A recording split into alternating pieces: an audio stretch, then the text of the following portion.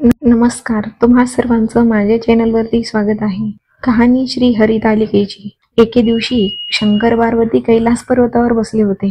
पार्वतीने शंकराला विचारलं, महाराज, सर्व व्रतात चांगलं असं व्रत कोणतं?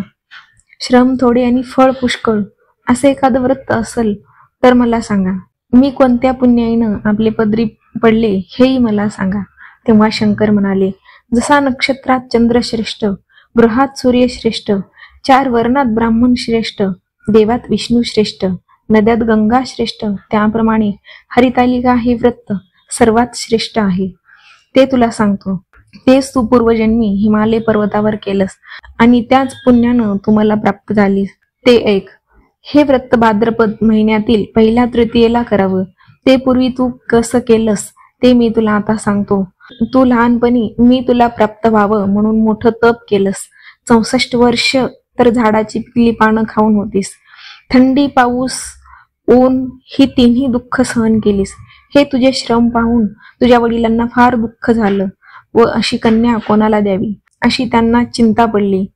इतक्यात तिथं नारद मुनी आले. हिमालयानं त्यांची पूजा केली व येण्याचं कारण विचारलं.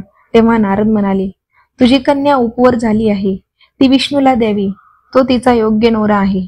त्यांनीच मला तुझ्याकडे मागणी करण्यास पाठविला आहे. म्हणून इथं मी आलो आहे.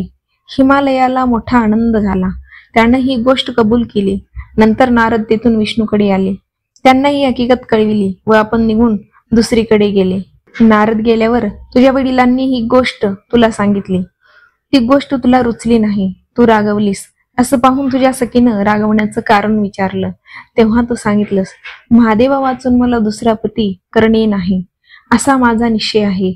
असं असून माझ्या वडिलांनी मला विष्णूला देण्याचं कबूल केलं आहे. ह्याला काय उपाय करावा? मग तुला तुझ्या सखीनं एका घोर अरण्यात नेलं. तिथं गेल्यावर एक नदी दृष्टीस पडली. जवळच एक गुहा आढळली. त्या गुहेत जाऊन तू उपवास केलास. तिथं माझं लिंग पार्वतीसह स्थापिलस. त्याची पूजा केलीस. तो दिवस भाद्रपद शुद्ध तृतीयेचा होता. रात्री जागरण केलंस. त्या पुण्यानं इथलं माझं आसन हल्लं. नंतर मी तिथं आलो. तुला दर्शन दिलं आणि वर मागण्यास सांगितलं. तू म्हणालीस, तुम्ही माझे पती व्हावं याशिवाय दुसरी इच्छा नाही. नंतर ती गोष्ट मी मान्य केली. मी गुप्त झालो. पुढे दुसऱ्या दिवशी ती व्रतपूजा तू विसर्जित केलीस. मैत्रिणींसह त्यांचं पारणं केलंस. इतक्यात तुझे वडील तिथे आले आणि त्यांनी तुला इकडं पळून येण्याचं कारण विचारलं. मग तू सर्व हकीकत सांगितलीस. पुढे त्यांनी तुला मलाच देण्याचं वचन दिलं. तुला घेऊन घरी आले. मग काही दिवसांनी चांगला मुहूर्त पाहून मला अर्पण केले. अशी या व्रतानं तुझी इच्छा पूर्ण झाली. याला हरितालिका व्रत असं म्हणतात. हरितालिका व्रताची कहाणी वाचल्यानंतर एका तबकात कापूर लावून महादेवानी माता पार्वतीची सर्वांनी आरती करावी. कहाणी सफल संपूर्ण. कहाणी आवडली असेल तर व्हिडिओला लाईक करा, चॅनलला सबस्क्राईब करायला विसरू नका. धन्यवाद.